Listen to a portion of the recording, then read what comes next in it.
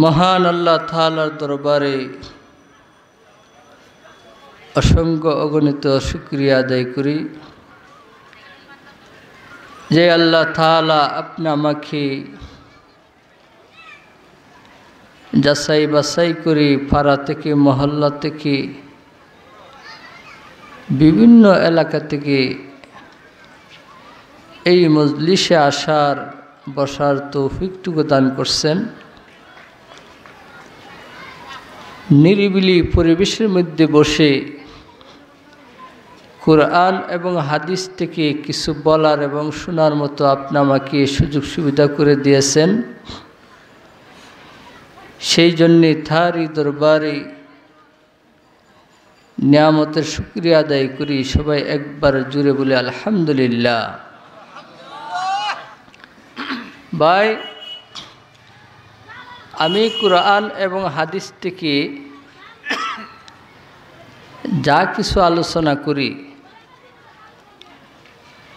হা না উত্তরটুকু দেওয়ার চেষ্টা করবেন, পারবেন? কারণ আমি কি বলি না না বলি, যদি হা না উত্তরটুকু না দেন তাহলে কি করে বুঝবো আপনারা আমার ওয়াজ বুঝতেছেন বা শুনতেছেন? জিতা আছেন না মরা আছেন কি করে বুঝতাম? এই জন্যে মাঝে মাঝে হা না উত্তরটুকু দেওয়ার চেষ্টা করবেন, আমলের সাথে সহি নিয়তে শোনার চেষ্টা করবেন। এক কান খোলা রাখবেন, আরেক কান বন্ধ রাখবেন। কেননা এক ব্যক্তি এক ওয়াজের মধ্যে গেছে, যাওয়ার পরে ওয়াজ শুনছে, পরের দিন গ্রামগঞ্জে শহরে বন্দরে ছড়াই দিছে যে একটা ওয়াজ করছে। লোকেরা বলতেছে আরে কি ওয়াজ করছে, ও কইও না, একবারে ফাড়াই লিছে। আরে কি তা ফাটাইছে, ও কইও না, একবারে বইলা লাইছে। আরে বেটা কি ওয়াজ করছে কো না, আরে কইও না, একবারে শেষাই লিছে। ফাটাইছে শেষাইছে, কি যে বলছে আর বলতে পারে না। এই জন্যে ভাই, ফাটা নিয়ে শেষা নিয়ে ওয়াজ শুনলে হবে না, আমলের সাথে এখলাসের নিয়তে শুনতে হবে। যেইগুলা শুনলে পরে আপনা আমার ফায়দা হবে, আর ফায়দা হইলেই আপনি আমি সেই ওয়াজের দ্বারাতে কামিয়াব হব। ঠিক না বে ঠিক? এই জন্যে ভাই মনোযোগ সহকারে শুনতে হবে। যাই হোক ভাই, আমি আপনাদের সামনে সূরা হাশরের ছোট্ট একখানা আয়াত তেলাওয়াত করছি, তার পাশাপাশি নবীজির একখানা হাদিস তেলাওয়াত করছি। ভাই, বর্তমান যুগে আমরা আছি কঠিন বিপদে। কাফির মুশরিক কাদিয়ানি চতুর্দিকে মুসলমানদেরকে জ্বালাইতেছে। ভাই, সত্যি সত্যি আমরা আমাদের সামনে কয়েকটা বিপদের গাঁটি আছে। ভাই, এই গাঁটি থেকে কিভাবে উদ্ধার হওয়া যায়, মুক্তি হওয়া যায়, এরকম ব্যবস্থাও আল্লাহর রাসূল রাখছেন। তবে বুঝতে হবে আমাদের সামনে বিপদের কয়েকটা গাঁটি, এইগুলা কি কি আমাদেরকে মনোযোগ সহকারে শুনতে হবে। এক নম্বর বিপদের গাঁটি হলো সাকরাতুল মউত।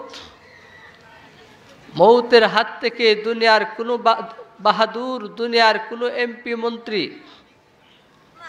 দুনিয়ার কোনো মেম্বার চেয়ারম্যান কেউ রেহাই পাইবে না। ভাই, এই সাকরাত থেকে দুনিয়ার কোনো মিনিস্টার রেহাই পাবে না। ভাই, তবে বেকসম হলো কুই আগে রোয়ানা হে কুই পিছে রোয়ানা। কেউ দুনিয়া থেকে আগে বিদায় নেবে, কেউ দুনিয়া থেকে পরে বিদায় নেবে। এতটুক হলো বেকসম। কিন্তু মৌতের হাত থেকে, সাকরাত থেকে কেউ পলায়ন করে থাকতে পারবে না। পারবে? আপনাদের এলাকাতে এমন কোনো শক্তিশালী লোক আসেনি মরণের হাত থেকে বাঁচতে পারবে? পারবে না। 2 নম্বর হলো কবরের জগৎ। একটা মানুষকে যদি আগুন দিয়া পুরাইয়া ছারখার করে দেয়, তারপরও সে কবরের মধ্যে যাইতে হবে। 3 নম্বর ঘাঁটি হলো হাসরের মাঠ, যেই মাঠের মধ্যে দুনিয়ার সমস্ত মানুষদেরকে একত্রিত করা হবে। 4 নম্বর ঘাঁটি হলো দুজকির জন্য দুজক, জাহান্নামীর জন্য জাহান্নাম। ভাই, এই 4টা ঘাঁটি বুঝার আগে বুঝতে হবে আমরা হইলাম মানুষ, মুসলমান।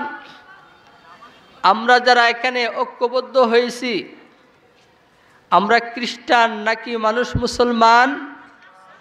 মানুষ মুসলমান। আমরা যারা এখানে ঐক্যবদ্ধ হয়েছি, আমরা সকলেই হইলাম মুসলমান। 4টা ঘাঁটি বুঝার আগে বুঝতে হবে এই মুসলমানকে আবার 2 ভাগে ভাগ করা হয়েছে। একদল মুসলমান হলো নেককার, আরেক দল মুসলমান হলো বদকার। এইবার আসুন, নেককার মুসলমান কাকে বলা হয় সংক্ষিপ্ত আকারে বুঝি। ভাই, যেই ব্যক্তি 5 ওয়াক্ত নামাজ পড়ে, আল্লাহর বিধান মতে চলে, রাসূলের তরিকা মতে চলে, পিতামাতার খেদমত করে, সুদ খায় না, ঘুষ খায় না, জিনা করে না, ব্যভিচার করে না, তাকে বলা হয় নেককার। পক্ষান্তরে যেই ব্যক্তি আল্লাহর বিধান মতে চলে না, রাসূলের তরিকা মতে চলে না, পিতামাতার খেদমত করে না, সুদ খায়, ঘুষ খায়, জিনা করে, ব্যভিচার করে, তাকে বলা হয় বদকার। হে বদকার, তার জানটাকে বাহির করার সময় 501 ফেরেশতা তার কাছে আসে। ভাই, বুঝার জন্য বলতেছি, 500 ফেরেশতা হলো সদস্য, 1 ফেরেশতা হলো লিডার। ভাই, 500 ফেরেশতার হাতে থাকবে 500 জাতের দুজকের আগুনের তৈরি বেত। সেই বেত দিয়া হে বেনামাজি বদকার, তার শরীরের মধ্যে যখন আঘাত করা হবে, ভাই এত জোরে আঘাত করবে, আঘাতের সঙ্গে সঙ্গে ধাউ ধাউ করে আগুন জ্বলে উঠবে। ভাই, একজন ছিল লিডার, সেই লিডারের ডান হাতে থাকবে একটা মুকুর। এই মুকুর এত ভারী হবে, আল্লাহর নবী বলেন দুনিয়ার সমস্ত মানুষ একত্রিত হইয়াও সেই লাঠিটা বহন করতে পারবে না, এত ভারী হবে সেই লাঠি। সেই লাঠি দিয়া হে বদকার, বেনামাজি, সুদকুর, ঘুষকুর, তার মাথা থেকে পাই পর্যন্ত এত জোরে আঘাত করবে, আঘাতের সঙ্গে সঙ্গে ধাউ ধাউ করে আগুন জ্বলে উঠবে। ভাই, ওই লিডারের বাম হাতে থাকবে একটা কিরিশ। সেই কিরিজের মাথা থাকবে একেবারে সুকা। সেই সুকা মাথা যখন বদকারের শরীরের মধ্যে ঢুকানো হবে, সোজা হয়ে ঢুকবে, যখন টান দিবে মাথা বাঁকা হয়ে যাবে। বাঁকা হওয়ার কারণে তার শরীরে যে সমস্ত রোগগুলো আছে, সমস্ত রোগগুলা ছিঁড়ে আসবে। এমনভাবে টান দেয়া পায়ের মুড়ার মধ্যে রেখে দিবে, মুড়া থেকে টান দেয়া হাঁটুতে রেখে দিবে, হাঁটু থেকে টান দেয়া কোমরে রেখে দিবে, জায়গা জায়গা রেখে দিবে।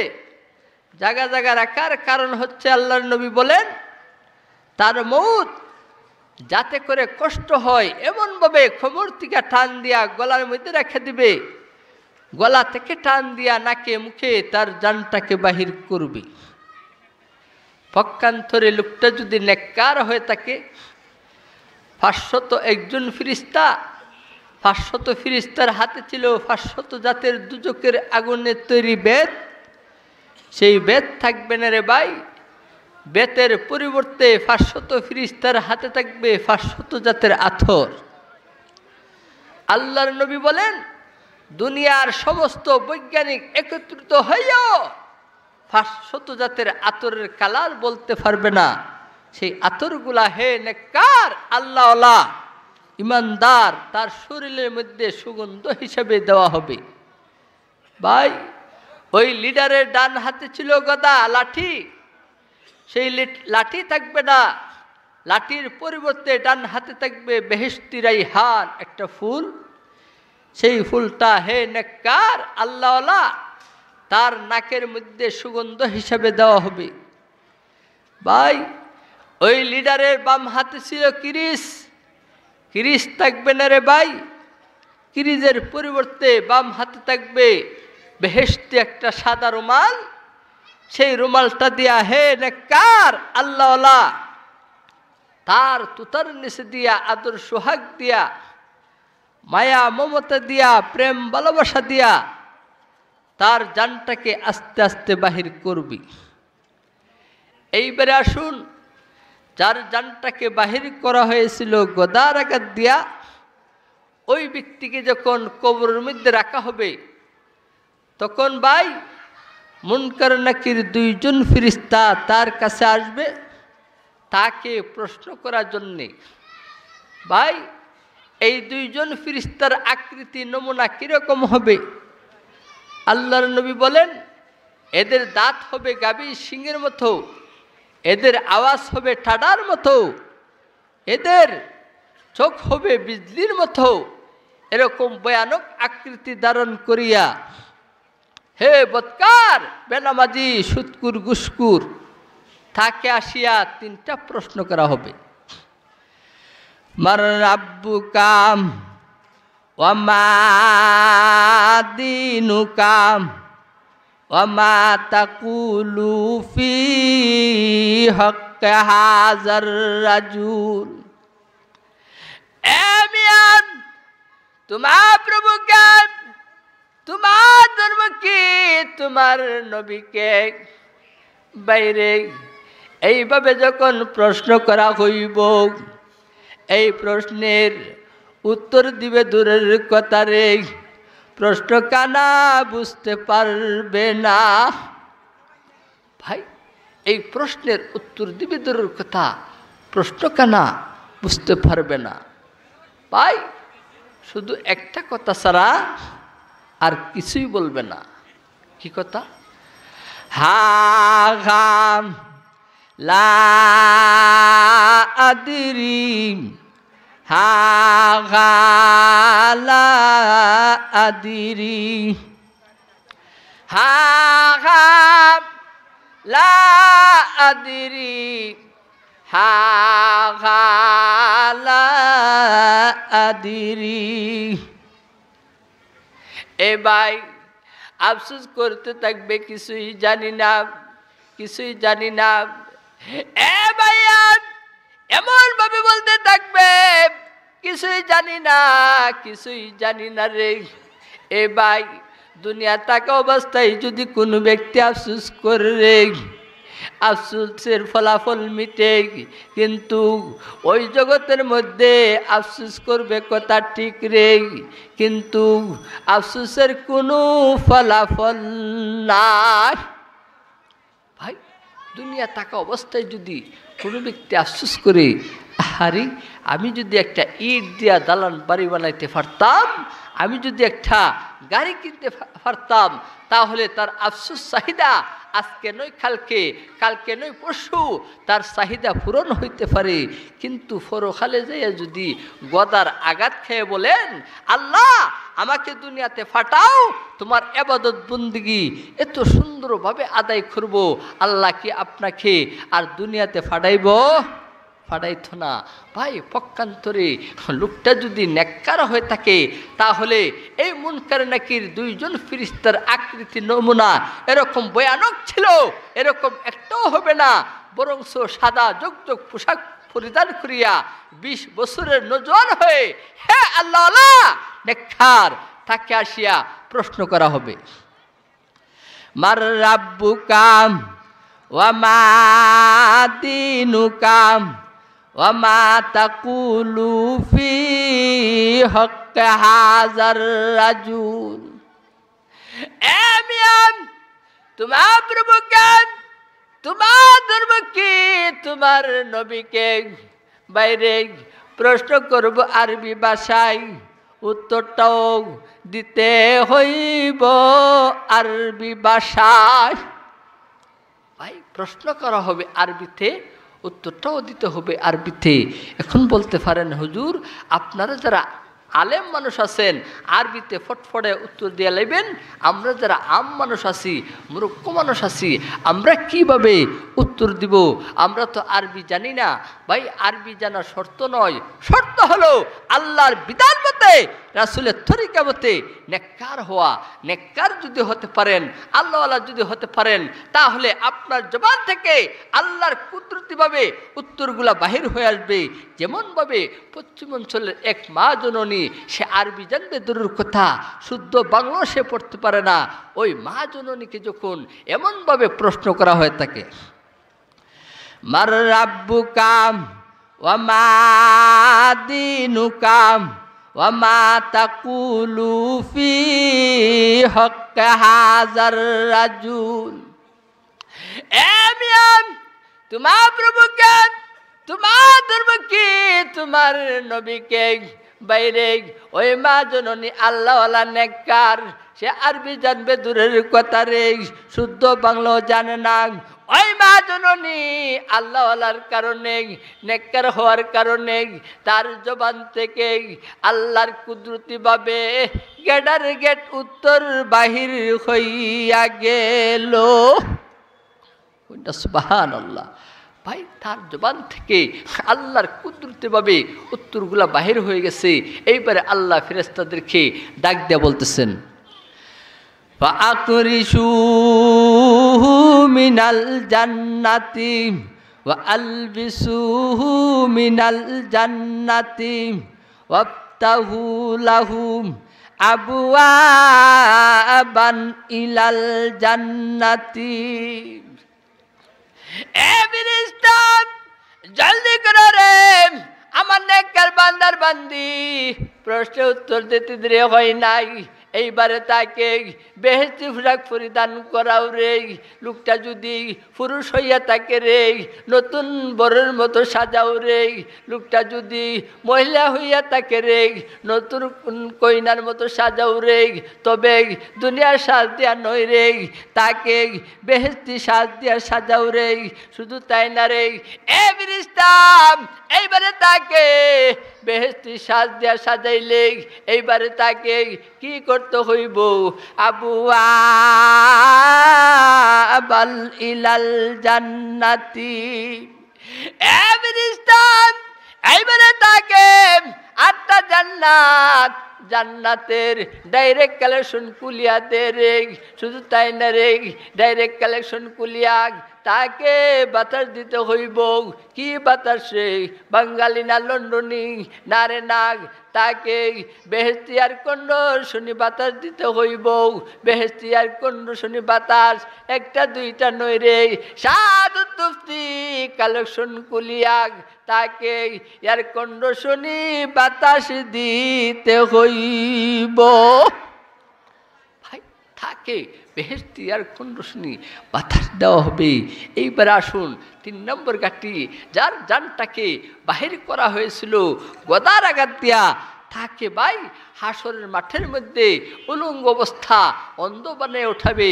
এইবারে সে আল্লাহর কাছে ফরিয়াদ করবে, আল্লাহ আমাকে কেন অন্ধ বানিয়ে উঠাইলা, উলঙ্গ অবস্থা উঠাইলা? এইবারে আল্লাহ তার কথার জবাবে বলবে, ওয়ামান আরাদা আন যিকরি ফাইন্না লাহু মাঈশাতান দানকাম ওয়া নাহশুরুহু ইয়াওমাল কিয়ামাতি আমাম ক্বালা রাব্বি লিমা হাশারতানি আমাম ওয়া ক্বাদ কুনতু বাসীরা ক্বালা কাযালিকা আতাতকা আয়াতুনা ফানাসিতাহা ওয়া কাযালিকাল ইয়াওমা তুনসা। আল্লাহ বলবে, এ ড্রামাটি ব্যক্তিরা, আমি আল্লাহ তোমাদেরকে কোরআন দিয়েছিলাম, আমি আল্লাহ তোমাদেরকে বিধান দিয়েছিলাম রে, এই বিধানগুলা তোমরা মানো নাই রে, এই বিধানগুলাকে অমান্য করেছ। অমান্য করার কারণে আমি আল্লাহ তোমাদেরকে ভুলে গিয়ে তোমাদেরকে অন্ধ বানাইয়া উঠাইলাম। আল্লাহ বলেন তোমাদেরকে কোরআন দিয়েছিলাম, বিধান দিয়েছিলাম, কিন্তু তোমরা মানো নাই। যেই বিধানগুলা জঙ্গলার হিংসু বাঘ প্রাণী পর্যন্ত স্মরণ করত, যেই বিধানের মধ্যে আল্লাহ এবং তার রাসূলের আলোচনা রয়েছে, সেই বিধান পর্যন্ত পশু পাখি পর্যন্ত এইগুলাকে স্মরণ করত। কিভাবে ভাই? মাটি পর্যন্ত আমার আল্লাহকে স্মরণ করত। কুরআন অনুযায়ী মাটি পর্যন্ত আমার আল্লাহকে স্মরণ করত। কিভাবে? আল্লাহর নবী একদিন রাস্তা দিয়ে যখন যাইতেছিলেন, হযরত আবু বকর, উমর, উসমান, আলীকে নিয়ে যখন যাইতেছিলেন, আল্লাহর নবী মাটির কিছু কঙ্কর হাতের তালুতে নিলেন। নেওয়ার সঙ্গে সঙ্গে সেই মাটিগুলা জোর জোর করে আওয়াজ শুরু করে দিছে।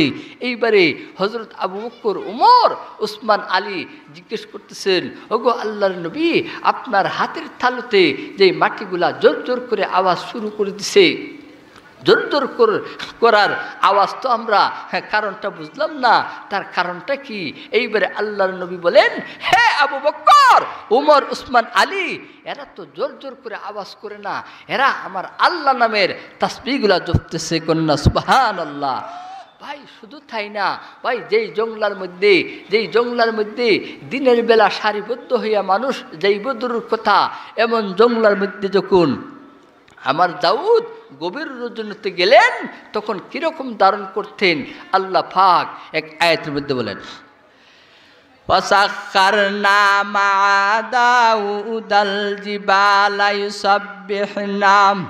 ইউসাব্বিহনা ওয়াত-তায়্যির ওয়ালাকাদ আতাইনা দাউদা মিন্না ফাদলাম ইয়া জিবালু আউইবি মাহু ওয়াত-তায়্যির।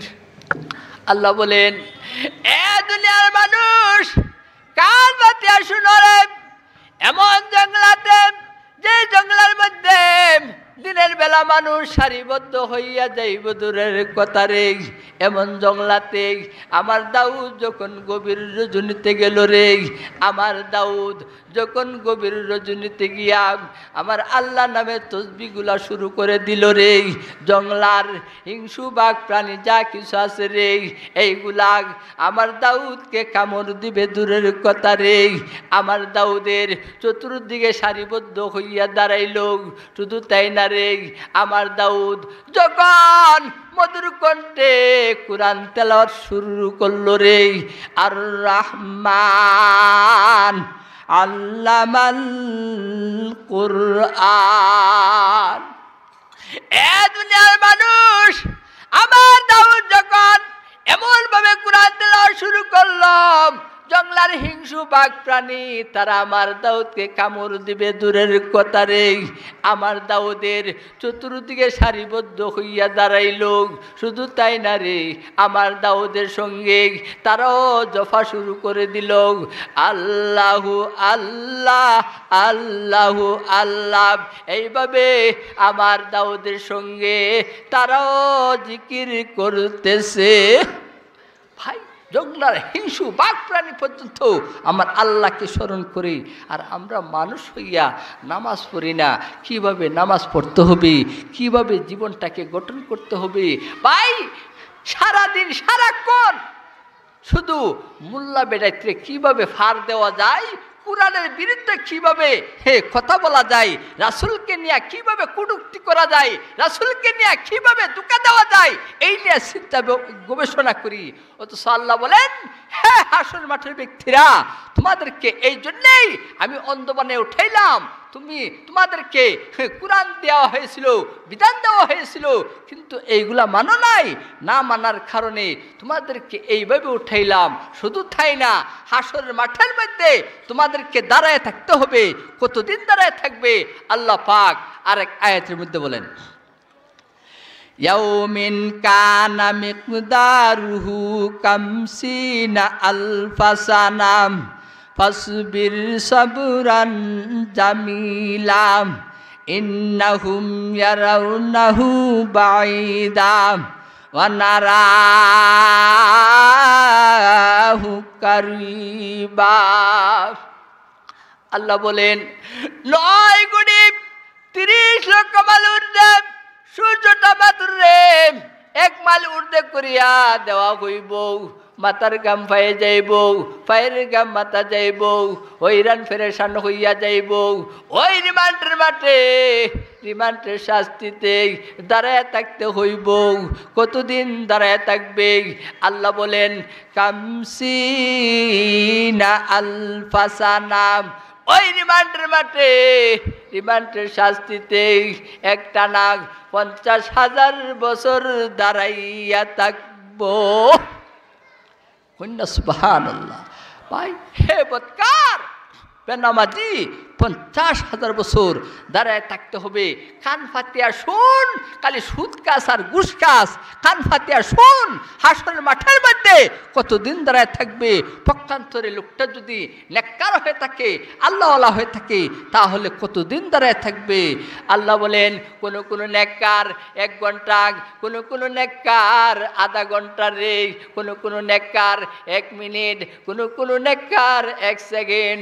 1 সেকেন্ডের ভিতরে 50,000 বছর রাস্তা ফাড়ি দিয়া জান্নাতের মধ্যে চলে যাইব।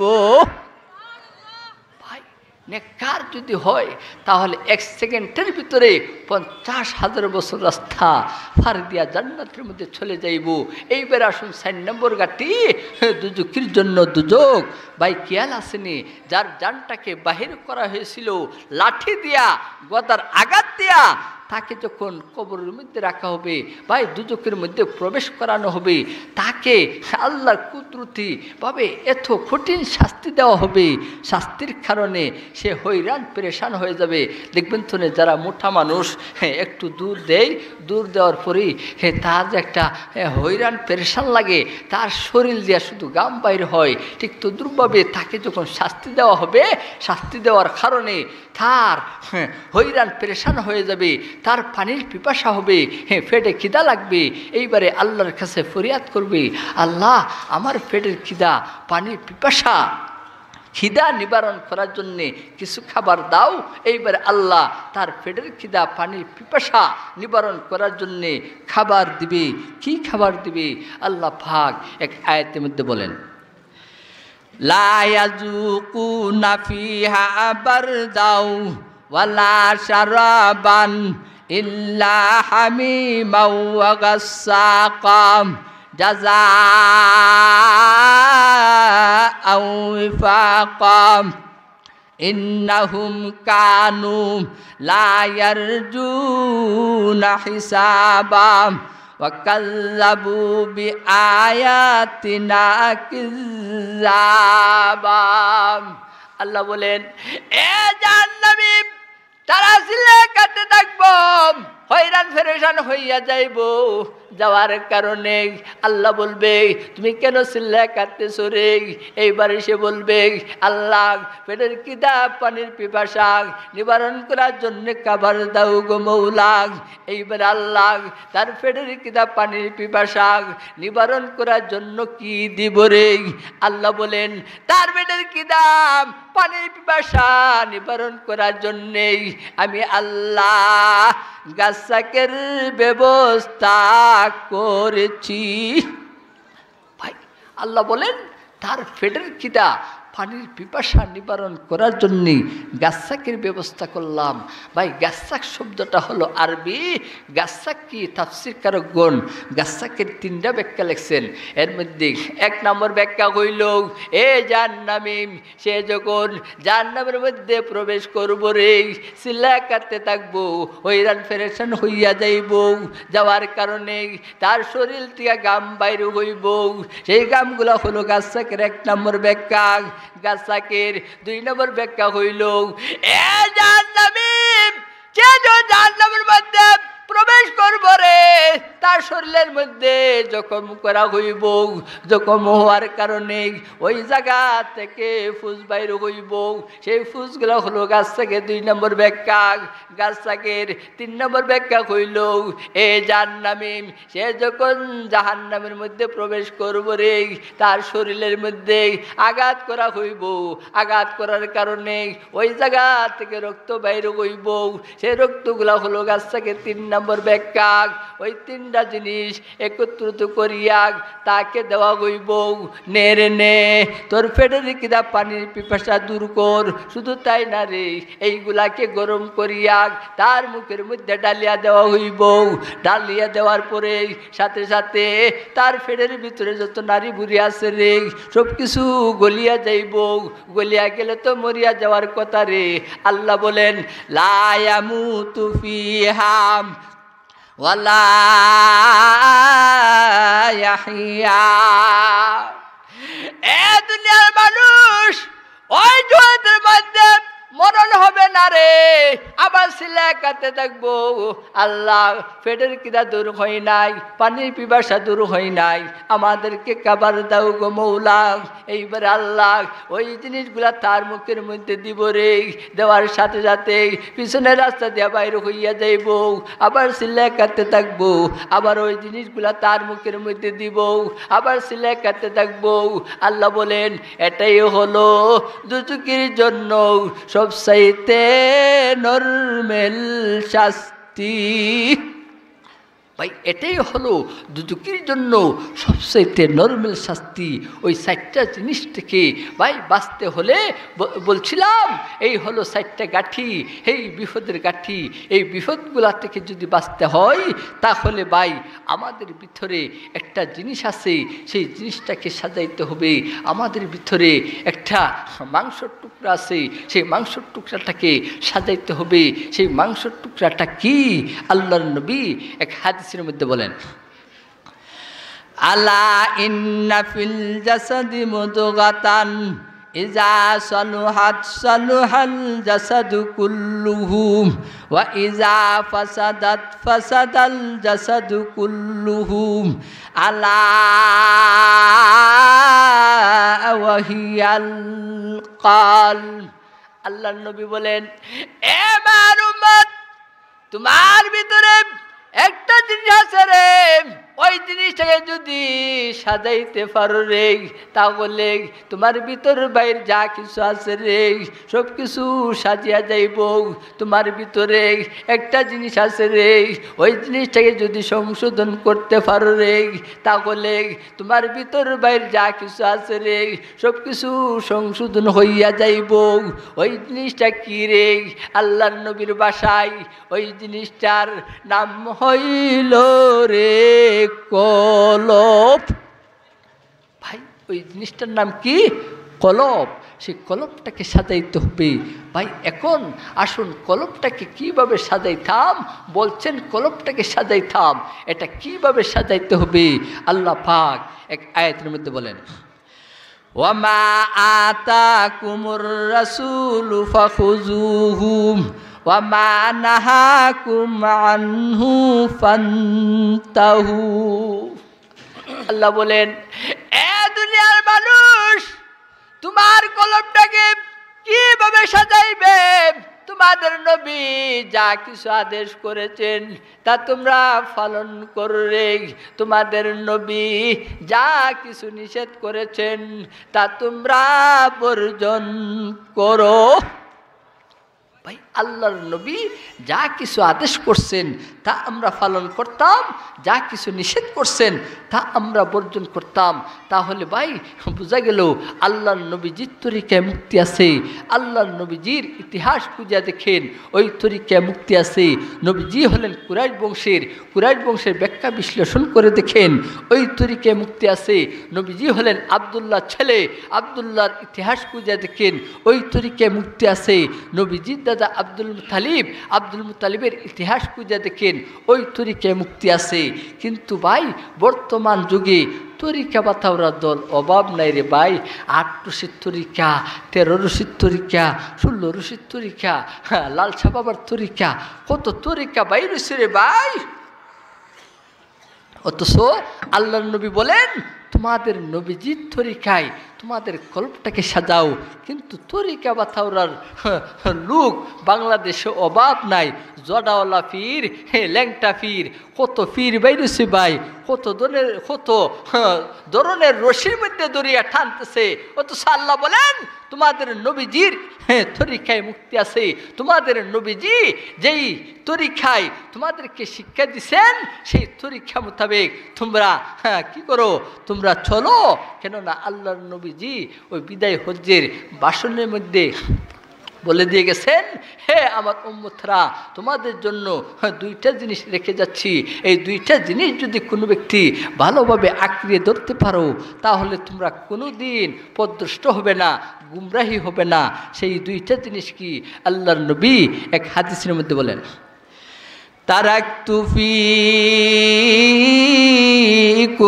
আমরাইন লান তাদিল্লু মা তামাসসাকতুম বিহিমা কিতাবাল্লাহি ওয়া সুন্নাতি রাসূলিহ। এক নম্বর হলো কিতাবুল্লাহ, আল্লাহর কিতাব। দুই নম্বর হলো ও সুন্নতি রাসূলি, রাসূলের সুন্নত। দেখবেন তো ভাই, যাদের দাড়ি নাই, দাড়ি নাই, ফাগরি নাই, টুপি নাই, নামাজও পড়ে না, এতে কত ধরনের সুন্নি দাবি করে রে ভাই। আশিক, নবীর আশিক, জিলাপি খাওয়ার আশিক বাংলাদেশের মধ্যে অভাব নাই। এই জন্য ভাই আল্লাহর নবী বলেন, আল্লাহ বলেন, হে দুনিয়ার মানুষ, তোমাদের নবীজির তরিকায় মুক্তি আছে। নবীজির ইতিহাস খুঁজিয়া দেখো, ওই তরিকায় মুক্তি আছে। নবীজির দাদা আব্দুল মুত্তালিবের ইতিহাস খুঁজিয়া দেখো, ওই তরিকায় মুক্তি আছে। ভাই আব্দুল মুত্তালিব, তার একটা ইতিহাস। আব্দুল মুত্তালিব একদিন গভীর রজনীতে, গভীর রাতে কাবা ঘরের মধ্যে যখন ঘুমাইছেন, হঠাৎ করে একটা গায়েবী আওয়াজ আসিয়া আব্দুল মুত্তালিবকে ডাক দিয়ে বলতেছেন, ইয়া আবদাল মুত্তালিব ইফতিহিল বার। এ আব্দুল মুত্তালিব, তোমাকে বলা হয়েছে তুমি বার পে খুদাই করো। আব্দুল মুত্তালিব বলেন, এ গায়েবী আওয়াজ দেনেওয়ালা, বার কোন জিনিসে আমি তো বুঝি না, যদি বুঝতাম তাহলে খুঁজিয়া নিতাম। আব্দুল মুত্তালিব বলতেছেন, বার আবার কি জিনিস এটা তো বুঝি না। আবার 2 নম্বর রাত্রি আবার যখন ওই জায়গার মধ্যে ঘুমাইছেন, আবার এমনভাবে আওয়াজ আসিয়া বলতেছেন, ইয়া আবদাল মুত্তালিব ইফতিহিল মাজনুন। এ আব্দুল মুত্তালিব, তোমাকে বলেছিলাম তুমি বার পে খুদাই করো, তা তুমি বুঝো নাই রে। আজকে 2 নম্বর রাত্রে এর ব্যাখ্যা দিলাম রে, তুমি মাজনুনা খুদাই করো। আব্দুল মুত্তালিব বলেন, এ গায়েবী আওয়াজ দেনেওয়ালা, গত রাত্রে যেমন ভাবে বার শব্দটা বুঝি নাই রে, আজকে 2 নম্বর রাত্রে মাজনুনাও বুঝি নাই রে। এইবারে আব্দুল মুত্তালিব 3 নম্বর রাত্রে ওই জায়গার মধ্যে ঘুমাইলেন। আবার এমনভাবে গায়েবী আওয়াজ আসিয়া বলতেছেন, ইয়া আবদাল মুত্তালিব ইফতিহিল জামজাম। এ আব্দুল মুত্তালিব, গত 2 রাত্রে 2টা শব্দ বলেছিলাম, তা তুমি বুঝো নাই রে। আজকে 3 নম্বর রাত্রের ব্যাখ্যা দিলাম রে, তুমি জমজম খুদাই করো। আব্দুল মুত্তালিব বলেন, এ গায়েবী আওয়াজ দেনেওয়ালা, গত 2 রাত্রে যেমনভাবে 2টা শব্দ বুঝি নাই রে, আজকে 3 নম্বর রাত্রে জমজম বুঝি নাই। ভাই আব্দুল মুত্তালিব বলতেছেন, জমজম শব্দটাও বুঝি নাই। এইবারে আরেকটা গায়েবী আওয়াজ আসিয়া বলতেছেন, এ আব্দুল মুত্তালিব, তুমি যেখানে ঘুমিয়ে আসো রে, এখান থেকে একটু সামনে গিয়া দেখো রে, আমার একদল ফিরিস্তা দিয়া চতুর্দিকে দাগ দিয়া দিব রে। ওই দাগের ভিতরে মাটি আর পাথর আছে রে, এ মাটি আর পাথর উঠাইবে, দেখতে পাইবে জমজম করিয়া জমজম কুয়া জারি হইয়া গেছে। তখন আব্দুল মুত্তালিব তার বড় ছেলে হারিস কিনা যখন গেলেন আর মাটি আর পাথর উঠাইলেন, দেখতে পাইলেন সত্যি সত্যি জমজম করিয়া জমজম কুয়া জারি হয়ে গেছে। এর দ্বারা আল্লাহ কি বুঝাইতে চান? ওমা আতাকুমুর রাসূল ফাখুযুহুম ওয়া মা নাহাকুম আনহু ফান্তাহু। আল্লাহ বলেন, এ দুনিয়ার মানুষ কান পাতে শুনো রে, তোমাদের নবী যা কিছু আদেশ করেছেন তা তোমরা পালন করো রে, যা কিছু নিষেধ করেছেন তা তোমরা বর্জন করো। তোমাদের নবী যেই তরিকায় মুক্তি আছে রে ভাই, তোমাদের নবীজির তরিকায় মুক্তি আছে ভাই, তাহলে কলবটাকে সাজাইতাম কিভাবে সাজাইতাম ভাই? আল্লাহর নবী আর এক হাদিসের মধ্যে বলেন, হুজুর আপনি তো বলছেন কলবটাকে সাজাইতাম, কলব তো এটা দেখা যায় না, ছোঁয়াও যায় না, হ্যাঁ এটা কিভাবে সাজাইতাম ভাই? এটা কিভাবে সাজাইবে? আল্লাহর রাসূল আর এক হাদিসের মধ্যে বলেন, কলবটাকে তুমি কিভাবে সাজাইবে? অন্য এক হাদিসের মধ্যে আল্লাহর রাসূল বলেন, ফান্নাসু কুল্লুহুম হালিকুনা ইল্লাল আলিমুন ওয়াল আলিমুনা কুল্লুহুম হালিকুনা ইল্লাল আমিলুন ওয়াল আমিলুনা কুল্লুহুম হালিকুনা ইল্লাল মুখলিসুন ওয়াল মুখলিসুনা আলা খাতারিন আযীম। আল্লাহর নবী বলেন, এ আমার উম্মত, তোমার কলবে যদি সাজাইতে হয় গো, তাহলে 4টা জিনিসের মাধ্যমে তোমার কলবটাকে সাজাইতে হইব। এর মধ্যে 1 নম্বর হইল ফান্নাসু কুল্লুহুম হালিকুনা ইল্লাল আলিমুন। এ আমার উম্মত, তোমার কলবে যদি সাজাইতে হয় গো, তাহলে জানিয়া বুঝিয়া ইবাদত বন্দি করতে হইব, জানিয়া বুঝিয়া হালাল হারাম খাইতে হইব, জানিয়া বুঝিয়া তোমার কলবটাকে সাজাও ভাই, জানিয়া বুঝিয়া তোমার কলবটাকে সাজাও ভাই। কিন্তু আল্লাহর জমিনে এমনও মানুষ আছে ঈদের নামাজ পড়তে যায়া জানাজার নামাজ পড়ে না নি ভাই, এমনও মানুষ আছে জানাজার নামাজ পড়তে যাইয়া হ্যাঁ ঈদের নামাজ পড়ে। এরকম বাঙালি আপনাদের এলাকাতে নাও থাকতে পারে। এই জন্যে আল্লাহর নবী বলেন, তোমার কলবটা যে সাজাইবা জানিয়া বুঝিয়া নামাজ পড়ো, জানিয়া বুঝিয়া আল্লাহকে ডাকো, জানিয়া বুঝিয়া রোজা রাখো, জানিয়া বুঝিয়া ইস্তেঞ্জা পায়খানা যা কিছু আছে এইগুলা পালন করো। কেননা ভাই আল্লাহর জমিনে এমনও মানুষ আছেন ঈদের নামাজ পড়তে যাইয়া জানাজার নামাজ পড়ে, জানাজার নামাজ পড়তে যাইয়া ঈদের নামাজ পড়ে। এরকম বাঙালি নাই ভাই? আছে, বহুত আছে। এক পাহাড়ি এলাকায় এক মোল্লা বেটা গেছেন, যে বলতেছেন, হে পাহাড়ি এলাকার মানুষ তোমরা নামাজ পড়ো, নামাজ পড়ো, নামাজ পড়ো। এইবারে পাহাড়ি এলাকার মানুষ বলতেছে, এই মোল্লা বেটা কোত্থেকে আইছে রে? নামাজ বেলে পড়তাম হুজুর। নামাজ আবার খিথা? এইবারে হুজুর বলতেছেন, নামাজ কি এখন তোমাদেরকে শিক্ষা দেওয়ার সময় নাই? কাজী এখন রমজান আইছে, আর মাত্র 1-2 দিন বাকি আছে। রমজান আইছে, রমজানের সম্মান করো, রমজানের কদর করো, রমজানের মূল্যায়ন করো। এরপরে তোমাদেরকে নামাজ শিক্ষা দিব, কিভাবে নামাজ পড়তে হয়। এই কথা বলিয়া হুজুর চলে গেছেন। কিছুদিন পরে ভাই পাহাড়ি এলাকা তো, সেই পাহাড় থেকে একটা মহিষ আর মহিষের বাচ্চা নিয়ে যখন নামতেছে ওই জংলার মানুষ বলতেছে, আরে মোল্লা বেটা যে কইছিল রে রমজান আইব, রমজান তো আইছে রে, রমজান ধর। এইবারে ভাই বড় মহিষ আর মহিষের বাচ্চা দুন্দারে দৌড়ে আনছে, আনার পরে দুন্দারে জবাই করছে, ফাঁকশাক করে খাইলিস।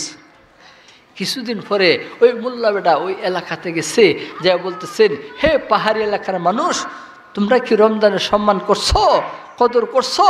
হুজুর আপনি একদিক দিয়ে গেছেন, আরেক দিক দিয়ে রমজান আইছে, এর ধরছি, জবাই করছি, ফাঁকশাক করে খাইলিছি।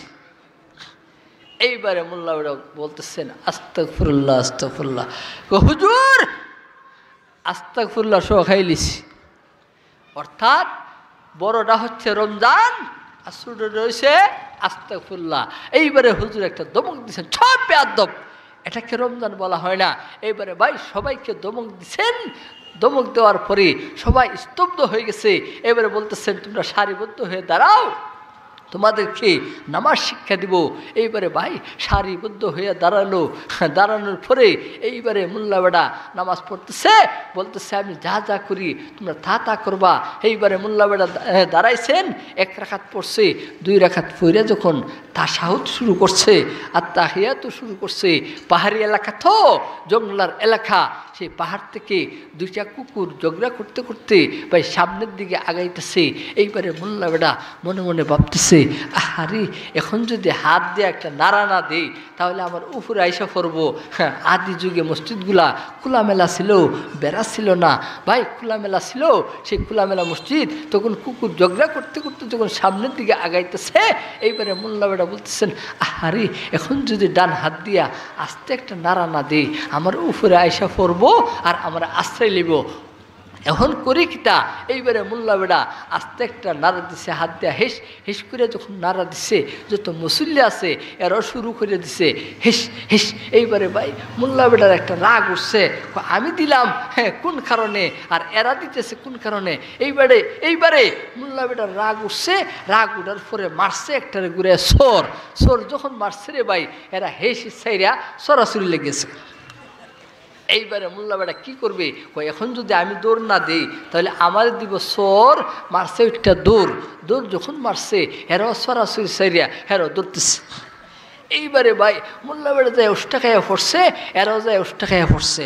এইবারে একটা বলতেছেন, হুজুর নামাজ নিয়ে এত কষ্ট, নামাজের মধ্যে হেসিস করা লাগে, সরাসরি করা লাগে, দৌড়াইতে হয়, উষ্টা খাইতে হয়, নামাজ নিয়ে এত কষ্ট। এইবারে মোল্লা বেটা বলতেছেন, সব বেয়াদব, এটাকে নামাজ বলা হয় না। এই জন্যে আল্লাহর নবী বলেন খলটটাকে তুমি কিভাবে সাজাইবা, জানিয়া বুঝিয়া নামাজ পড়তে হবে। কিভাবে নামাজ পড়া, কিভাবে হালাল হারাম খাওয়া, এইগুলা জানিয়া বুঝিয়া তোমার খলপটাকে সাজাইতে হবে। কেননা খলবের ভিতরে দুনিয়ার যত অহংকারী থাকাপুরি, যত ধরনের আবর্জনা আছে, এইগুলা যদি থাকে, যদি আপনি নামাজও পড়েন তারপরও কোনো কাজ হবে না। ভাই দুনিয়ার যত আবর্জনা আছে এইগুলা দূর করতে হবে। দূর করতে হলে জানিয়া বুঝিয়া নামাজ পড়তে হবে। এইবার আসুন 2 নম্বর কি আল্লাহর নবী ওই হাদিসের মধ্যে বলেন, পান্নাসু কুল্লুহুম হালিকুনা ইল্লাল আলিমুন ওয়াল আলিমুনা কুল্লুহুম হালিকুনা ইল্লাল মুখলিসুন ওয়াল মুখলিসুনা আলা খাতারিন নাযিম। আল্লাহর নবী বলেন 2 নম্বর হলো একলাস থাকতে হবে, নির্বেজাল, কোনো বেজাল যেন অন্তরের মধ্যে না থাকে। ভাই অন্তরের মধ্যে যদি দুনিয়ার আবর্জনা নেয়া রোজা রাখেন, যা কিছু করেন, কোনো কাজে আসবে না। এই জন্য একলাস থাকতে হবে, নির্বেজাল থাকতে হবে। দুনিয়ার যত লোভ লালসা আছে সবগুলা ছাড়তে হবে। কেননা লোভ লালসা, দুনিয়ার লোভ লালসা আমাকে জাহান্নামের দিকে টানিয়ে নিবে। কিভাবে? এক রাখাল ছেলে, সে সারাদিন রাখালি করে গুরু ছড়ায়। এইবারে গুরু ছড়ায়। এইবারে ভাই সেই রাখাল ছেলে এক রূপসী সুন্দরী মহিলা দেখছে, দেখার পরে বলতেছে, হে সুন্দরী রূপসী মহিলা, তোমাকে আমি বিয়ে করতাম। এইবারে ভাই এই রাখাল ছেলেকে শয়তানে এমন ওসওয়াসা গুতা দেওয়া শুরু করছে রে ভাই। শয়তান যখন গুতা দেওয়া শুরু করছে, সে কি আর টিকতে পারবো? না, দুনিয়া ভাই তাকে এমন গুতা দেওয়া শুরু করছে। এইবারে সেই রাখাল ছেলে মনে মনে ভাবতেছে, রূপসী সুন্দরী মহিলাকে যদি বিয়ে করতাম আমার চাহিদা পূরণ হইতো। এইবারে ভাই সে মনের মধ্যে সাহস নিয়া সে সুন্দরী মহিলাকে বলতেছে, হে সুন্দরী মহিলা, তোমাকে আমি বিয়ে করতাম, আমার বিয়ার প্রস্তাবে তুমি রাজি আসুনি? এইবারে ভাই সেই সুন্দরী রূপসী বলতেছে, হে রাখাল ছেলে, সত্যি তুমি আমাকে বিয়ে করবা? এইবারে ভাই উভয়ে বিয়ে করার জন্যে গেছেন কাজী সাহেবের কাছে, যা বলতেছেন, হে কাজী সাহেব, আমাদের 2 জনের বিয়াটা আপনি ফরাই দিন। এইবারে কাজী সাহেব বলতেছেন, এই মহিলা কোথায়? তাকে বলো সামনে আসার জন্যে। এইবারে ভাই মহিলা যখন সামনে গেছেন, এইবারে কাজী সাহেব দেখে বলতেছে, আই সুবহানাল্লাহ, এত সুন্দর মহিলা, এত সুন্দর মহিলা, তাকে সেই রাখাল ছেলে বিয়া করবে? কোনোদিন হতে পারে না, আমি কাজী সাহেব বিয়া করব। এখন ভাই বলেন, আল্লাহর বিধানে, রাসূলের তরিকায় এমন কোনো বিধান আসেনি একজন মহিলাকে দুইজন পুরুষ বিয়া করতে পারে? আসেনি? না, নাই। এইবার ভাই দুইজনে লাগছে জগরা, হে কইতেছে আমি বিয়া করুম, হে বলতেছে আমি বিয়া করুম। এখন লাগছে জগরা। এইবারে সমাধান করার জন্যে গেছেন সর্দার সাহেবের কাছে। যায় যখন ঘটনা খুলে বললেন, সর্দার সাহেব বলতেছে তাকে বলো সামনে আসার জন্যে। এইবারে ভাই সর্দার সাহেব যখন তাকে বলল, মহিলাকে বলল সামনে আসার জন্যে। এইবারে সর্দার সাহেব মহিলা দেখছে, দেখে বলতেছে, হাই সুবহানাল্লাহ, এত সুন্দর মহিলা, এই মোল্লা বেটা বিয়া করবো, একই টেহা বেতন পা, সে বিয়া করবো? কোনোদিন হতে পারে না, আমি সর্দার সাহেব বিয়া করব। এখন তো ভাই লাগছে ফেস, কে সমাধান দিবে? যার কাছে যায় সেই লোক করে। এইবারে গেছে মেম্বার সাহেবের কাছে, যায় যখন ঘটনা খুলে বললেন, এইবারে মেম্বার সাহেব বলতেছে মহিলা কোথায়? তাকে বলো সামনে আসার জন্যে। এইবারে মহিলা যখন সামনে গেছেন, যাওয়ার পরে এইবারে মেম্বার সাহেব দেখা বলতেছে, আই সুবহানাল্লাহ, এত সুন্দর মহিলা, সেই সর্দার সাহেব বিয়া করবো? কোনোদিন হতে পারে না, আমি মেম্বার সাহেব বিয়া করব। এখন তো ভাই লাগছে ফেস, কে সমাধান দিবে? কেউ দিতে পারে না। শেষ পর্যন্ত গেছেন চেয়ারম্যান সাহেবের কাছে, দেয়া বলতেছেন, হে চেয়ারম্যান সাহেব, একজনকে বিয়ে করার জন্যে আমরা 4-5 জন পাগল হইছি, আপনি এটা সমাধান করে দিন। কিভাবে সমাধান করা যায়? এইভাবে এইবারে ভাই চেয়ারম্যান সাহেব বলতেছে, মহিলা কোথায়? তাকে বলো আমার সামনে আসার জন্যে। এইবারে সামনে যখন মহিলা গেছে, এই মহিলাকে চেয়ারম্যান সাহেব দেখে বলতেছেন, আই সুবহানাল্লাহ, এত সুন্দর মহিলা, মেম্বার সাহেব বিয়া করবো? সে সারাদিন আমার পিছনে পিছনে ঘুরে এক কাপ চা খাওয়ার লাগি সে বিয়া করবো? কোনোদিন হতে পারে না, আমি চেয়ারম্যান সাহেব বিয়া করব। এখন ভাই বলেন, দরবার কমছে না বাড়ছে? বাড়ছে। এইবারে কে সমাধান দিবে? শেষ পর্যন্ত এই মহিলা ডাক দিয়ে বলতেছেন, হে চেয়ারম্যান সাহেব, মেম্বার সাহেব, আপনারা কেউ সমাধান দিতে পারেন নাই, আমি সমাধান দিব। আপনারা সকলেই সারিবদ্ধ হয়ে দাঁড়ান। দাঁড়ানোর পরে আমি সামনে দেওয়া দৌড় দিব। দৌড় দেওয়ার পরে যে ব্যক্তি আমাকে আগে ধরতে পারবে তার কাছে বিয়া বসবো। ভাই এখন মনে করেন, এখান থেকে যদি কোনো ব্যক্তি সামনে দেওয়া দৌড় দেয় আর সামনে থাকে একটা পুকুর, তাহলে পুকুরের উপর সম্ভব নেই, না সম্ভব না। পুকুরের মধ্যে জাপ দেওয়া পড়তে পারবো, কিন্তু দৌড় দেওয়া সম্ভব নয়। ঠিক তদ্রূপভাবে মহিলা যখন সামনে দেওয়া দৌড় দিছেন, দৌড় দেওয়া যাইতে যাইতে শেষ পর্যন্ত পাইছে একটা টয়লেট, বাথরুম। ভাই আর দৌড় দেওয়ার জায়গা নাই। সেই বাথরুম পাওয়ার সঙ্গে সঙ্গে সেই বাথরুমের মধ্যে ঝাঁপিয়ে পড়ে গেছে। তার দেখা দেখি রাখাল ছেলে, চেয়ারম্যান সাহেব, মেম্বার সাহেব সবাই যাইয়া পড়ে গেছে। এইবারে ওই মহিলা ডাক দিয়ে বলতেছেন, হে চেয়ারম্যান সাহেব, মেম্বার সাহেব, শুনিয়া রাখো, আমি দুনিয়ার কোনো মহিলা নয়, আমি দুনিয়ার কোনো সুন্দরী নয়, আমি হলাম দুনিয়া। এই দুনিয়ার প্রতি যে ব্যক্তি আকৃষ্ট করবে, লোভ করবে, তাকে নিকৃষ্ট জায়গার মধ্যে পতিত করবে। যেমনভাবে নিকৃষ্ট জায়গা হলো জাহান্নাম। এই জন্যে ভাই লোভ মানুষকে জাহান্নামের দিকে টানিয়া নেই। এই জন্যে লোভ ছাড়তে হবে। কলবটাকে সাজাইতে হলে জানিয়া বুঝিয়া 2 নম্বর হলো ইখলাসের মাধ্যমে ইখলাস থাকতে হবে, কোনো ধরনের বেজাল থাকতে পারবে না। 3 নম্বর কি? আল্লাহর নবী ওই হাদিসের মধ্যে বলেন, ফান্নাসু কুল্লুহুম হালিকুনা ইল্লাল আলিমুন ওয়াল আলিমুনা কুল্লুহুম হালিকুনা ইল্লাল আমিলুন ওয়াল আমিলুনা কুল্লুহুম হালিকুনা ইল্লাল মুখলিসুন ওয়াল মুখলিসুনা আলা খাতারিন আযীম। আল্লাহর নবী বলেন, এবার উম্মত, তোমার কলবটা যদি সাজাইতে হয় গো, তাহলে 1 নম্বর কইল জানিয়া বুঝিয়া তোমার কলবটাকে সাজাও রে। 2 নম্বর কইল আমলের মাধ্যমে তোমার কলবটাকে সাজাও রে। 3 নম্বর কইল ইখলাসের মাধ্যমে তোমার কলবটাকে সাজাও। যা কিছু করেন আমল করতে হবে। আমল যদি না থাকে তাহলে কোনো কাজে আসবে না। এই জন্য ভাই আমল থাকতে হবে। 4 নম্বর কি, এটা বলে আমি শেষ করব। 4 নম্বর কি, আল্লাহর নবী ওই হাদিসের মধ্যে বলেন, ফান্নাসু কুল্লুহুম হালিকুনা ইল্লাল আলিমুন ওয়াল আলিমুনা কুল্লুহুম হালিকুনা ইল্লাল আমিলুন ওয়াল আমিলুনা কুল্লুহুম হালিকুনা ইল্লাল মুখলিসুন ওয়াল মুখলিসুনা আলা খাতারিন আযীম। আল্লাহর নবী বলেন, এবার উম্মত তোমার কলবে যদি সাজাইতে হয় গো, তাহলে 1 নম্বর কইল জানিয়া বুঝিয়া তোমার কলবটাকে সাজাও রে। 2 নম্বর কইল আমলের মাধ্যমে তোমার কলবটাকে সাজাও রে। 3 নম্বর কইল ইখলাসের মাধ্যমে তোমার কলবটাকে সাজাও রে। 4 নম্বর কইল আল্লাহর কাছে চাইতে হইব, হে মওলা জীবনে যা কিছু করিলাম গো মওলা, তোমার গাফফার নামের খাতিরে, সত্তর নামের খাতিরে আমাকে মাফ করিয়া দাও গো মওলা। এ মওলা জীবনে যত অন্যায় অপরাধ করলাম গো মওলা, তোমার জব্বার নামের খাতিরে আমাকে মাফ করিয়া দাও। এমন এমন ভাবে তোমার কলবটাকে সাজাও। ভাই এইভাবে কলবটাকে সাজাইতে হবে। তাহলে ভাই কলবটাকে সাজানোর পদ্ধতি হলো 4টা। সেই 4টার মাধ্যমে কলবটাকে সাজানো সম্ভব। যাই হোক ভাই, যা কিছু আলোচনা করছি ভাই এর উপরে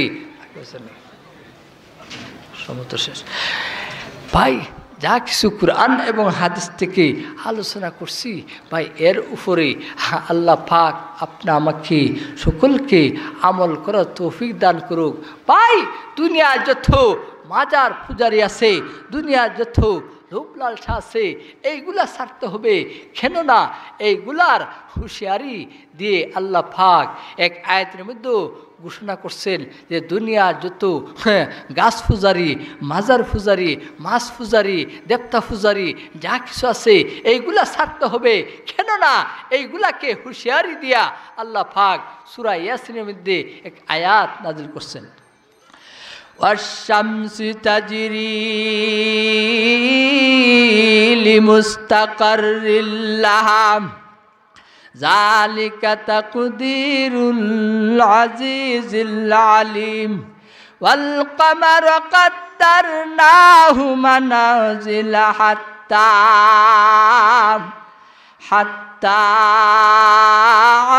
আদা কাল উরজুনিল কদিম। ভাই এই আয়াতের ব্যাখ্যা করতে হলে অনেক সময় দরকার ভাই, 1 ঘন্টা নয়, আধা ঘন্টা নয়, অনেক সময় দরকার ভাই। যাই হোক ভাই, এইগুলা থেকে যেন আল্লাহ পাক আপনা আমাকে হেফাজত করুক ভাই। এইগুলা থেকে রাসূলের ব্যঙ্গচিত্র থেকে যত দুশ্মনী আছে, মুসলমানের দুশ্মনী থেকে আল্লাহ পাক আপনা আমাকে সকলকে হেফাজত করুক ভাই। কলবটাকে যেইভাবে সাজাইলে আল্লাহ এবং তার রাসূল খুশি হয় সেইভাবে সাজানোর তৌফিক দান করুক। সকলে বলেন আমিন। ওয়া আখিরু দাওয়ানা আনিল হামদুলিল্লাহি রাব্বিল আলামিন।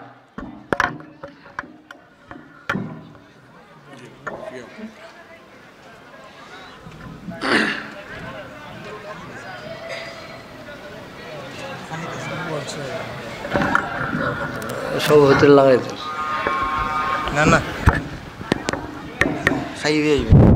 এই জন্যে ভাই, এই জন্যেই দুনিয়ার সব কিছু ছাড়তে হবে।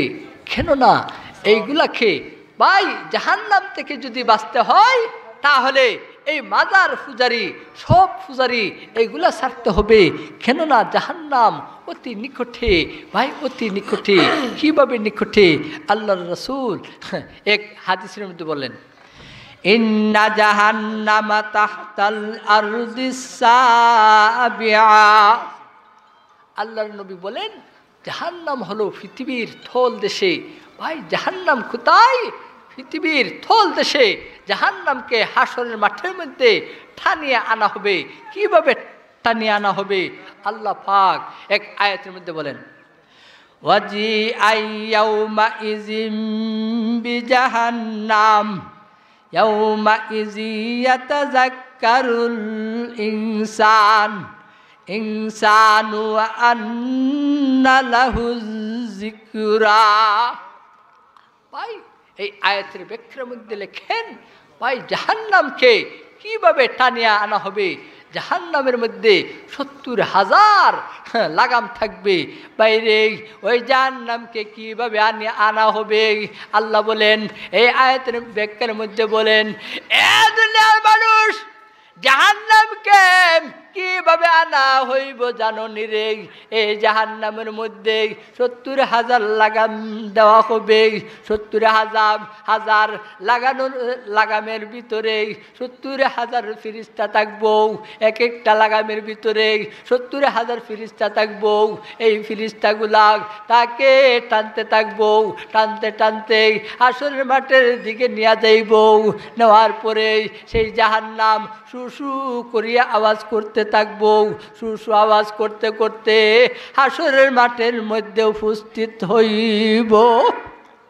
ভাই সে হাসরের মাঠের মধ্যে উপস্থিত হবে।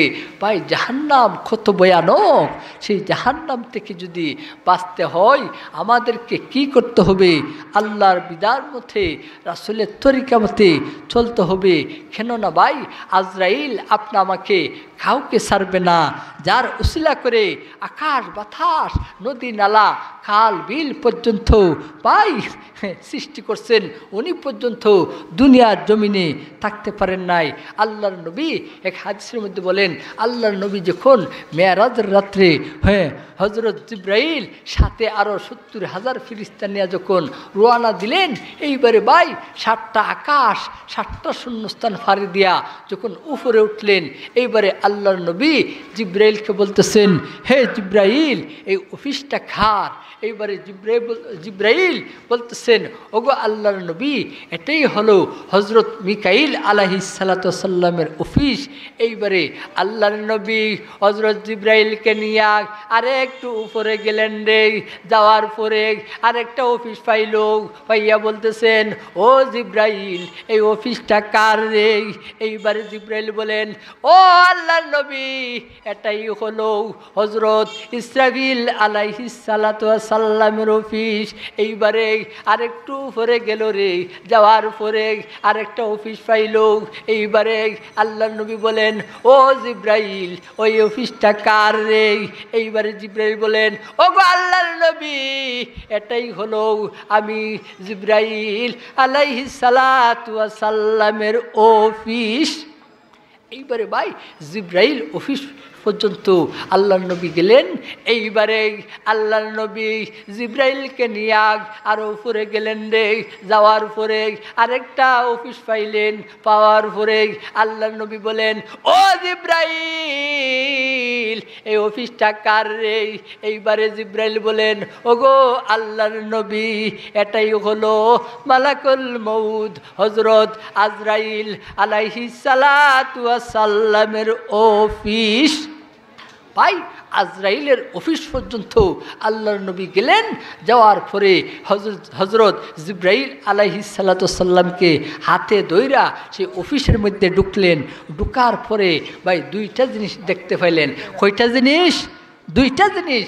এর মধ্যে একটা হলো বিশাল আকারের একটা বুট পাইলেন। যেই বুটের মধ্যে দুনিয়ার সমস্ত মানুষদের অ্যাড্রেস ঠিকানা দেওয়া আছে। তার নাম কি, বাবার নাম কি, মার নাম কি, গ্রামের নাম কি, মহল্লার নাম কি, থানার নাম কি, জেলার নাম কি, বিভাগের নাম কি, এইগুলা দেওয়া আছে। আরেকটা হলো ভাই আজরাইল তার আসল চেহারা, তার আসল নমুনা ডিজাইন দেখতে পাইলেন। ভাই এইবারে তার আসল চেহারাটা কি? আল্লাহর নবী বলেন, এ মায়ার উম্মত আজরাইলের 6টা ডানা আছে, 4টা চেহারা আছে রে। ভাই তার 6টা ডানা আছে, 4টা চেহারা আছে। তার মাথা কত বড়, তার ডিজাইনটা কিরকম? আল্লাহর নবী বলেন, এ মায়ার উম্মত তার মাথা কত বড় রে? তার মাথা এত বড় রে, দুনিয়ার সমস্ত আটলান্টিক মহাসাগর, আরব সাগর, ভারত সাগর, যত নদী সাগরের পানি আছে রে, সমস্ত পানি তার মাথার মধ্যে ডালিয়া দেওয়া হইলে তারপরেও একটা ফুটা পানিও নিচের দিকে পড়বে না। ভাই তার মাথা এত বিশাল আকারের বড়, দুনিয়ার সমস্ত পানি যদি একত্রিত করিয়াও তার মাথার মধ্যে ডালিয়া দেওয়া হয়, তারপরও একটা ফোঁটা পানি নিচের দিকে পড়বে না। তার মাথা এত বড়, হ্যাঁ চিন্তা করে দেখেন। আর আমাদের মাথার মধ্যে যদি একটা জগ পানি দেওয়া হয়, গড় গড়ায় চতুর্দিকে পুড়িয়া যাবে। কিন্তু আজরাইলের মাথা এত বড়, দুনিয়ার সমস্ত পানি যদি একত্রিত করিয়াও তার মাথার মধ্যে ডালিয়া দেওয়া হয়, তারপরও একটা ফোঁটা পানি নিচের দিকে পড়বে না। ভাই তার চেহারা, তার ডিজাইনটা কীরকম হবে, এই সম্পর্কে আলোচনা করতে হলে অনেক সময় দরকার। যাই হোক ভাই, আমরা যেন জাহান্নাম থেকে বাঁচতে পারি কিভাবে দুনিয়াতে চললে পরে। ভাই দুনিয়াটা হলো একটা পরীক্ষার হল, সেই পরীক্ষার হলের মধ্যে আল্লাহ পাক আপনি আমাকে পরীক্ষার্থী বানাইয়া পাঠাইছেন। ভাই দুনিয়ার মধ্যে কেউ থাকতে পারবে না। আপনি আমার সামনে আমার বাবা, আমার দাদা, আমার মা চলে গেছেন, কেউ রাখতে পারেন নাই। এই জন্য ভাই দুনিয়াটা হলো একটা মুসাফিরখানা, এই দুনিয়াটা হলো একটা পরীক্ষার হল। সেই পরীক্ষা দেওয়ার জন্য আসলাম। ভাই পরীক্ষার মধ্যে যেই উত্তীর্ণ হতে পারে, যেই সাকসেসফুল হতে পারে, সেই দুনিয়ার যত আরামায়েশ আছে এইগুলা সে ভোগ করবে। ভাই দুনিয়ার বেহেশতের যত আরামায়েশ আছে সে ভোগ করবে। যে যে আল্লাহ এবং তার বিধান মধ্যে তার জীবনটাকে গঠন করে বেহেশতের মধ্যে, ভাই একটা পুরুষ যদি বেহেশতের মধ্যে যায়, আল্লাহর নবী বলেন তাকে 70টা হুরপুরি দেওয়া হবে। বলেন না সুবহানাল্লাহ। ভাই 70টা হুরপুরি, আল্লাহর নবী বলেন এই 70টা হুরপুরি কত সুন্দর হবে। আল্লাহর নবী বলেন, এ মায়ার উম্মত, একটা পুরুষ যদি জান্নাতের মধ্যে যাই গো, তাকে 70টা হুরপুরি দেওয়া হইব। এই হুরপুরি গুলা কত সুন্দর হইব জানুনি রে। আল্লাহর নবী বলেন, এ মায়ার উম্মত, এই দুনিয়ার জমিনে আমরা সূর্য দেখতে পাই রে, সূর্য মাত্র একটা, দুইটা সূর্য একত্রিত হইয়া যে আলো প্রভাব ঘটাই রে, এর চাইতে আরো বেশি সুন্দর হইব। সুবহানাল্লাহ। ভাই আমরা দেখতে পাই মাত্র সূর্য একটা, দুইটা সূর্য একত্রিত হইয়া যে আলো দেয়, এর চাইতে আরো বেশি সুন্দর হবে সেই রমণীগুলা। এত সুন্দর রমণী যদি পাইতে হয় তাহলে কি করতে হবে? আল্লাহর বিধান মতে, রাসূলের তরিকা মতে জীবনটাকে গঠন করতে হবে। কেননা আমি তো বলেছিলাম যে বিদায় হজ্জের ভাষণে আল্লাহর নবী যা কিছু বলে গেছেন তা মোতাবেক আমাদেরকে চলতে হবে। তা মোতাবেক যদি চলতে পারি তাহলে কোনোদিন গুমরাহি হবে না, পথভ্রষ্ট হবে না। কিতাবুল্লাহ বলতে আল্লাহর কিতাব কুরআন হুদাল্লিন নাস, মানুষের হেদায়েতের জন্য নাজিল হয়েছে। সেই কুরআন মোতাবেক আমাদেরকে চলতে হবে। ও সুন্নতে রাসূলি, রাসূলের সুন্নাত। ভাই সুন্নত কি? সুন্নতের ব্যাখ্যা অনেক বড়।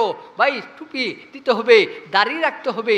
দাড়ি না রেখে যদি আশেক দাবি করি, নবীর আশেক, ভাই সুন্নি দাবি করি, তাহলে হবে না। এই নবীর যত সুন্নত আছে এইগুলা মানতে হবে। কেননা সুন্নত মানাই হলো সুন্নি।